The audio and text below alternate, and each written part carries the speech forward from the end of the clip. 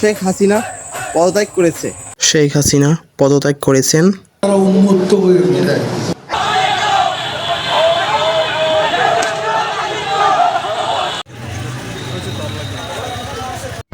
প্রিয় মুক্তিকামী ছাত্র জনতা, আমরা দেখতে পাচ্ছি যে আমাদের এই অভ্যুত্থান এবং বিপ্লবের পরেই দেশে অরাজকতা নাশকতা করছে ফ্যাসিস্ট এবং তাদের দোসররা।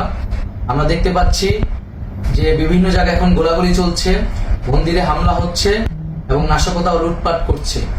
আমরা মনে করি আমাদের যে ছাত্র নাগরিকদের অভ্যুত্থান তাকে নস্যাৎ করার জন্যই পরিকল্পিতভাবে এই ধরনের ঘটনা হচ্ছে। আমরা মুক্তিকামী ছাত্র জনতাকে সজাগ এবং সতর্ক থাকতে আহ্বান জানাচ্ছি এবং আমাদের যে অন্তর্বর্তীকালীন সরকার, আমরা সেই সরকারের যে প্রস্তাবনা 24 ঘন্টার সময় নিয়েছিলাম, জরুরি পরিস্থিতি মোতাবেক আমরা এখনই তার একটি রূপরেখা ঘোষণা করছি।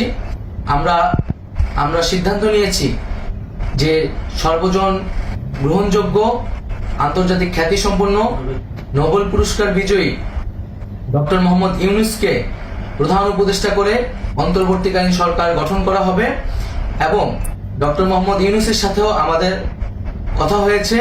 তিনি ছাত্র জনতার আহ্বানে বাংলাদেশকে রক্ষা করতে এই গুরু দায়িত্ব নিতে সম্মত হয়েছে। আমরা সকালের মধ্যেই আমরা এই সরকার গঠনের প্রক্রিয়া দেখতে চাই। রাষ্ট্রপতির কাছে আহ্বান থাকবে যে দ্রুত সময়ের মধ্যে ডক্টর মোহাম্মদ ইউনূসকে প্রধান উপদেষ্টা করে অন্তর্বর্তীকালীন সরকার গঠন করা হোক এবং এই অন্তর্বর্তীকালীন সরকারের বাকি সদস্যদের নামও আমরা সকালের মধ্যে ঘোষণা করব।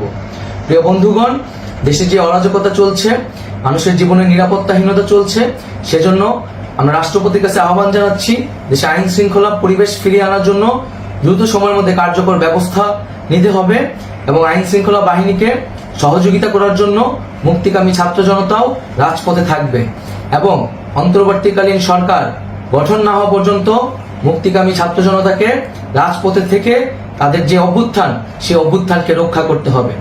প্রিয় বন্ধুগণ, আমরা রক্ত দিয়েছি, শহীদ হয়েছি, আমাদের যেই প্রতিশ্রুতি একটি নতুন বাংলাদেশ গঠন করার জন্য, সেটিকে আমাদের অবশ্যই বাস্তবায়ন করতে হবে এবং অবশ্যই ছাত্র জনতার প্রস্তাবিত সরকার বাদে কোনো ধরনের সরকার কিন্তু মেনে নেওয়া হবে না।